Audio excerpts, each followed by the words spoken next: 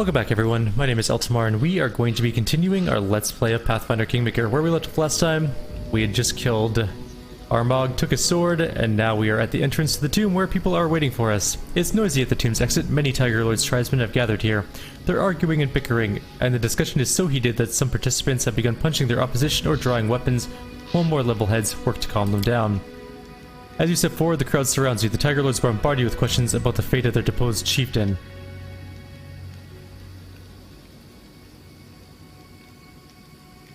Blahhumbug was a madman and a kinslayer. He led your tribe to its destruction, but I defeated him and his witches. Your words spur a new wave of controversy as some barbarians cheer, others angrily defend their hero. Fort, Dugos' apprentice, pushes his way through the crowd of arguing barbarians. What's going on here? It's a tribal council of sorts. Once word spread about the location of Blahhumbug's tomb, elders and other influential tribesmen hurried to come here. Blahhumbug's actions have split the tribe in two. Some call him a hero, others call him a criminal. Blahhumbug's death failed to mend the wounds his life inflicted on the tribe, quite the contrary in fact. Those who curse Blahhumbug for sending his tribesmen to senseless deaths also won't tolerate those who praise him as a great chieftain. Who are they? Our elders, clerics, bards, and strongest fighters have gathered here, everyone important enough to have a voice in the matters of our tribe. As you can hear, they're more than happy to continue using these voices. With the fate of our tribe at stake, I can only pray that Great Gorum holds his hand and allows us to resolve it without bloodshed. What use would I be here? Your army forced us to retreat, you defeated our chieftain in an honest fight. What's more, you've achieved what no one before you could. You delved into Blahhumbug's tomb and proved yourself worthy to enter his resting chamber. And if that weren't enough, the land where the tomb located is yours, or soon to be yours. Everything hinges upon your decision. Alright, I'll take in any Tiger Lords who wish to leave their tribe and live on my lands, provided they swear an oath of fealty first. This time, there is no yelling, no bickering. After a short, intense debate, one of the elders addresses you. We gratefully accept your offer. With your permission, we'll settle here, keeping the peace of Blahhumbug's tomb, as well as the peace of your borders. There's one more issue we must discuss. Who will lead the Numerian Tiger Lords? While it may no longer be your concern, those who make their homes in your lands will need a leader, and this person will need to be respected by the tribe, but also hold your trust. If you nominate an appropriate candidate, we'll heed your decision. Wart is young, but he's brave and smart. In time, he'll make a true chieftain. Your suggestion opens a new wave of debates, but everyone soon calms down. No one can propose a better candidate for leader. Reluctantly, the Tiger Lords finally agree with you. The young man steps forward. Brothers and sisters, your grace, thank you. I won't fail you. The barbarians listen to Gwart's words attentively, but with little enthusiasm. After he finishes his speech, it's time for farewells. Some Tiger Lords remain near the tomb with their new leader, while the rest begin their journey back to Numeria. The young cleric shakes your hand. I thank you for giving us shelter. Our tribe will roam the area. If enemies come, have no doubt we'll stop them. After the new chieftain finishes his speech, the time comes for farewells. Some barbarians exchange hugs, shake their tribesmen's hands with teary eyes, while others simply clench their fists and spit on the ground, muttering curses. Finally, those who decide to return to Numeria leave your lands, and the rest surround their leader. Alright, Numerian thread's done. We're gonna become kings soon. I'm looking forward to it. And we get new characters soon. Which is good, because they're relatively close to our level. As long as we don't gain too much experience wandering back to our capital, we should be good to build our new characters. And I'm gonna go ahead and take all of that, except not that. And anything else of note? I'm kind of tempted to make a character built around that two-handed sword. It's a +5 anarchic sword. It's really, really good. We need a really good will save though. That's the problem. I kind of want like a paladin. Paladins have great will saves. What could we make in a paladin stead though? Because paladins are always good. Not that it matters actually. Although if we do too many evil things, I think the paladin will lose its abilities. Like, NPCs don't really matter in terms of their alignments, sort of.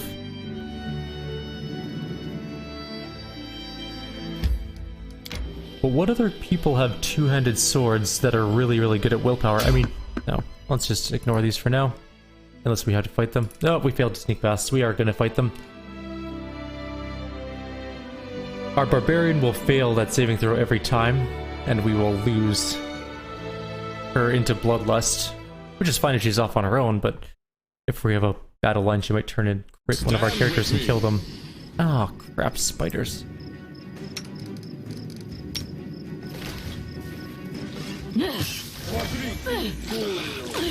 There we go. Hopefully we got that poison protection off in time. Stupid spiders. 360 experience though, which is not what we want because we want to get our new characters first. Also, we still have a negative level on our cleric. We'll deal with that later. I'm kind of tempted to make our cleric into a pure cleric instead of a crusader. Like, I want to make 3 new characters, I think. Our monk I was originally going to replace, but now she has become just a ruthless smashing machine. She deals like 25 damage a hit and she attacks like 5 or 6 times a round with her flurry of blows. She's really good now. So I'm really going to keep, I think I'm going to keep her alive and well in our group. We're going to make our rogue mage into a rogue mage, arcane trickster. So we'll have an extra group slot there. And I think I'm going to turn my cleric into an actual just full-blooded cleric. Because while the crusader is decent in melee and like he's not bad for a frontliner, he just doesn't do enough damage to be worthwhile. Or to make losing those spells worth it, basically.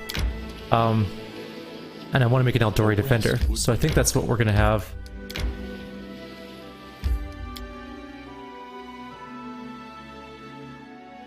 We're going to go off to the tavern. I'm going to play around with some characters, and we're going to figure out what exactly we want. I'll be back shortly, and I'll show you what we come up with. Welcome back, everyone. We are going to quickly go over our new characters, and then we're going to head on with the rest of our adventure. So, we made a level 3 rogue, level 3 wizard, level 7 arcane trickster. She's focused mostly around spellcasting and also skill checks. She's not going to be great at combat. That's just par for the course. We're going to go over her stuff really quickly. So her skills are pretty well-rounded. So 24 knowledge arcana, 24 knowledge world, 31 trickery, and 29 stealth. Some mobility as well in there. Pretty basic. We'll go through all of the things we picked first. So we chose point blank shot, plus 1 bonus on damage rolls. And attack rolls on things up to 30 feet away. We also grabbed Jared Immaculate's weapon finesse.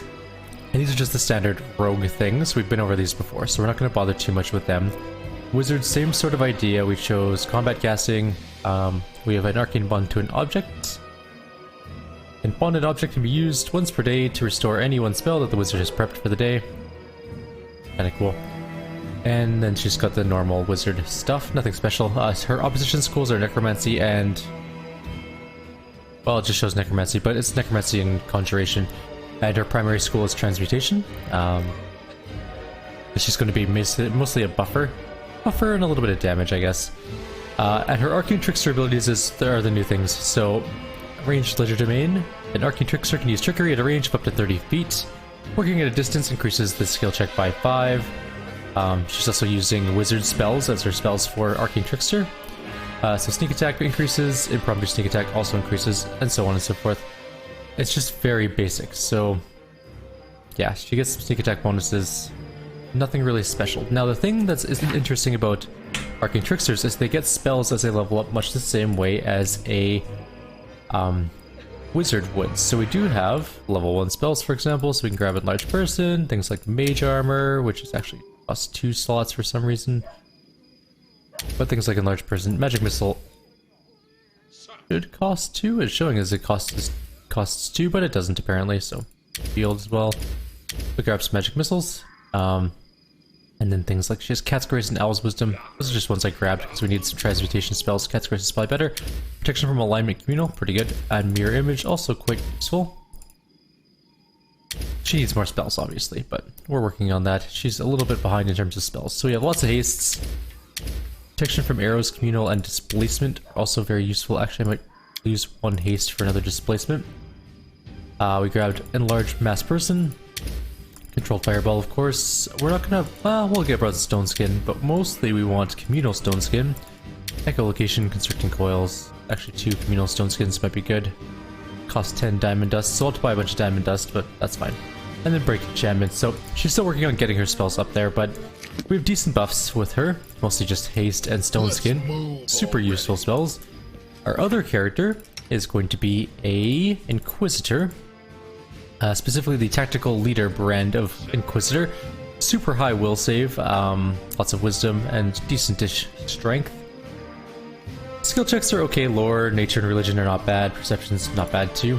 But in terms of class things, let's take a look. So, we grabbed toughness for first level. Hit points are important to live. He's going to be a frontline fighter, so important they get Orisons, and they have Inquisitor proficiencies.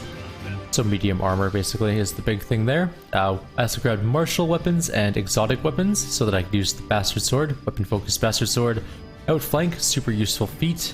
Power attack, of course, improved critical with not great swords, Bastard Sword as well, and dodge for a little bit of extra armor. Her armor's 30 or 29, which is not terrible, not great.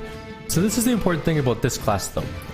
They can use what's called Swift Tactician. At 3rd level, 9th level, and 18th level, a tactical leader gains teamwork bonus feat as bonus feat, and they can use the ability once per day at 3rd level, plus 1 additional times per day at 6th, 9th, 15th level. Basically, this spreads out all of his team abilities to all of his teammates, without them needing the prerequisites for those. And we have a bunch of them. We have like Shake It Off, we have Precise Strike, we have Outflank, of course, that I mentioned earlier. So we have better saving throws, we have extra damage, we have extra to hit. All of those things are pretty important. We also get Bane, which is, you can put a Bane on your weapon against enemies. In Battle Acumen, we grant judgment benefits to another single ally within 30 feet who can see or hear the tactical leader. These benefits last for 1 minute. And use this as day equal to their wisdom modifier, minimum of 1. Our judgments are... we can choose a judgment. I'll show you them. Actually, just go... oh, we can't show you them. We'll do it when we get out of here. But those are our 2 new characters. We're going to be replacing our Thessalonian Specialist and our Rogue with the Arcane Trickster, and we are going to be adding in the Inquisitor to use the really beefy new sword that he picked up. I'm hoping with Outflank and all of his other little buffs and things, he'll be a pretty good addition to the team. He's going to rely heavily on things like, he's got Divine Might and all those kind of things. So yeah, that's pretty much what we decided upon. If they work out, great. If they don't, we'll just switch back to our Thessalonian Specialist and Rogue. No big deal. No harm, no foul. We're gonna try out some new characters just to see what it's like. Your Grace, I just realized that I won't be calling you that much longer. I just wanted to tell you that everything is ready for the celebration. Your guests have arrived, the capital is fully decorated for the festivities, and the people can't wait for you to make your entrance. Alright then, now we can definitely start celebrating. It's just so incredible. I'm so excited. A new kingdom is about to appear, right here, before my very eyes. It's long overdue if you ask me. My book of our adventures is desperately lacking in episodes where the heroes are properly rewarded. Let's do this up. I guess I can't use my table. We actually literally have to go outside.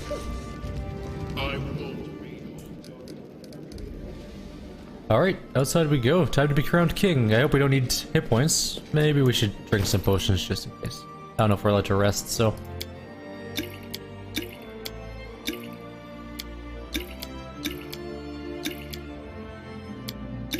free up some inventory. Base with those light potions, and then just top up with the moderate potions. So the thing about Inquisitors are they'll be able to help with healing and buffs, which is kind of nice. Our Crusader doesn't have the biggest spell range, or amount of spells per day, so this should help him out quite a bit.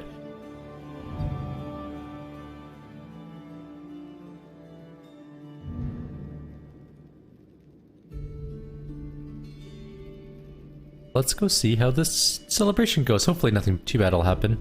Fingers crossed. I wonder how long it'll be before the next dire situation hits our capital. Probably from Pitax, I'm guessing.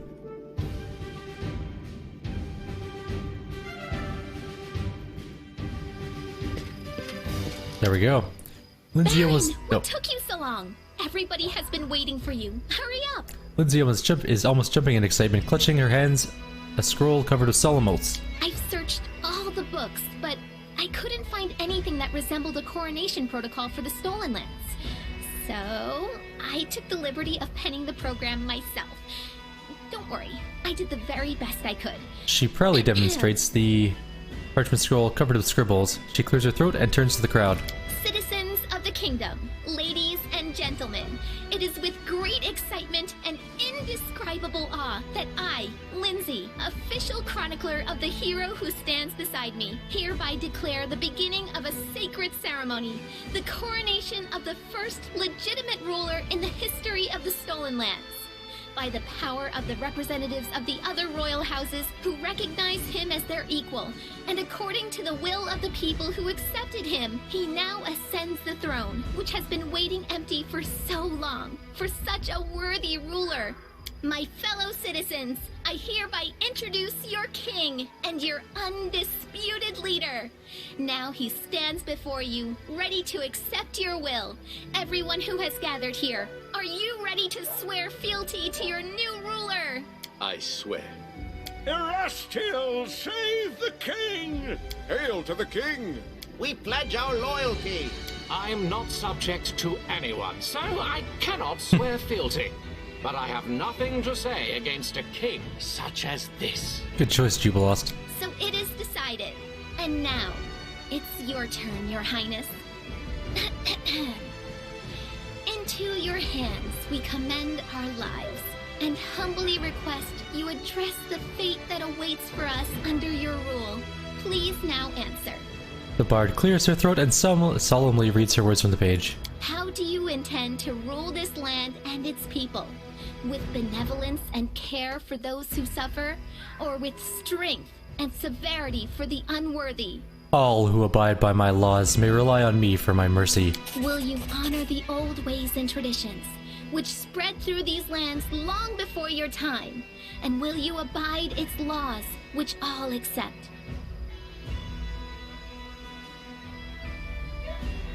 This country will live under the rule of law, and all those who break the law will be severely punished. And finally, what will be the motto under which you shall rule? Proclaim it now for us to witness, and we shall etch this solemn moment into our hearts.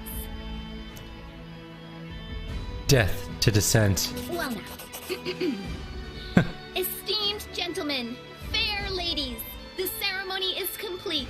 And now, the long-awaited moment has arrived. Lindsay glances at the last few lines of her manuscript, she clears her throat and turns to the crowd. Let us bow together and witness this solemn moment. The crown. There's a crown? Cool, well now I'm a king. Speech, Your Highness. According to tradition, we need a speech. Lindsay leans towards you and whispers urgently, I shall speak. Ladies and gentlemen, His Highness wishes to give a speech. Lindsay claps her hands in joy and turns to the crowd.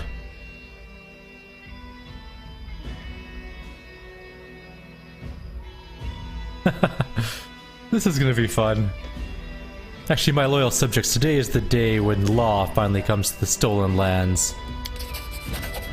The crowd heeds your words with servile expression. Some shake their heads, but most look to you, as they should upon their king, with reverence.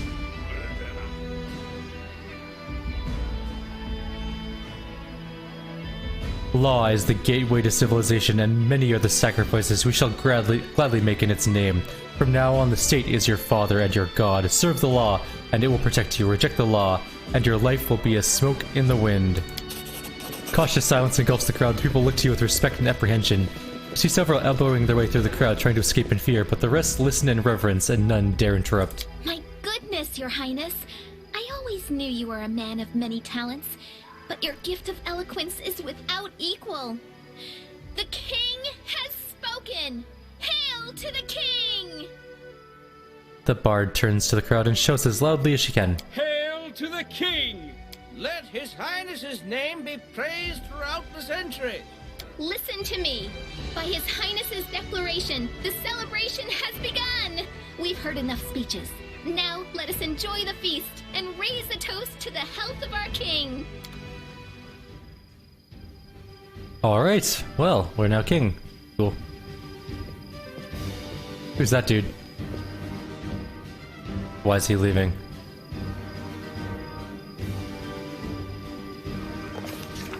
This was a true triumph. Forget some simple barony. Our ruler now wore the crown of a monarch. The time had come for royal feats and equally royal dangers. Oh good. More dangers. Hey, we have a crown on our head. Like literally a crown. What does it do? It's a magical crown. +6 to charisma, intelligence, and wisdom. +2 resistance to saving throws against compulsion. That is actually an amazing helmet. Not great for our character, mind you, but like it's really bad for our character, in all fairness. Back to your normal helmet. But who could we... Oh, damn it, I didn't want to level you up.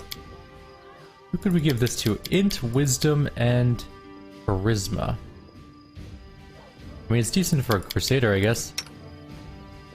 Better than his current one. Alright, Dwarven King it is, I guess, for now. That probably means he has more spells to learn. Maybe not, though.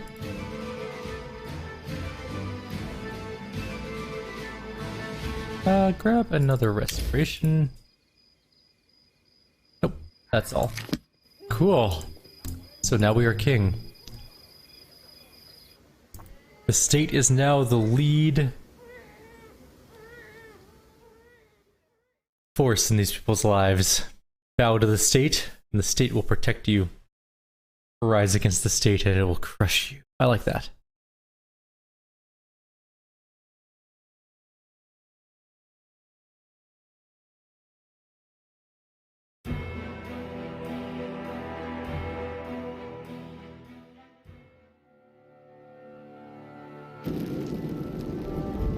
Okie dokie, let's do this thing. Go take a look at our kingdom. I'm sure that things have gone terribly wrong in the meantime. Who's Aobold the Insightful? Sounds familiar. Anyways, let's go see what's going on. Probably bad things.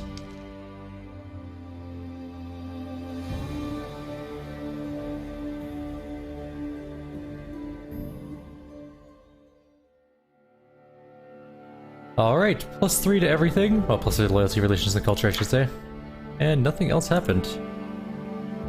Please tell me... Oh, good. All of the stupid barbarian invasions are gone. Which means we can finally work on some of our kingdom problems. The hero's reward. No one's available for that at the moment. No one's available for that. No one's available for that. Somebody is available for this. The Rusty Dog Mercenaries. We can get more military, I guess. It's only 7 days. Go for it. And River Gold. No one's available for that. We have a couple things going on at the moment.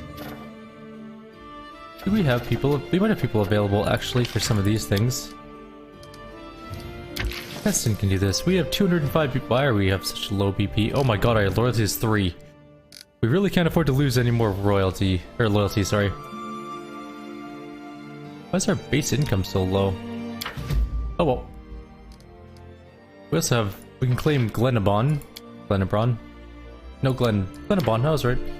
But unfortunately we can't afford that for the moment. Yeah, we were really poor. We also need to solve this Labata spy thing. We'll do that later. In fact, I'm going to do a little bit of ruling stuff for now, and then we'll come back shortly and we'll do some more adventuring. Like always, if you have any suggestions or comments, please leave them below. Others will see you next time.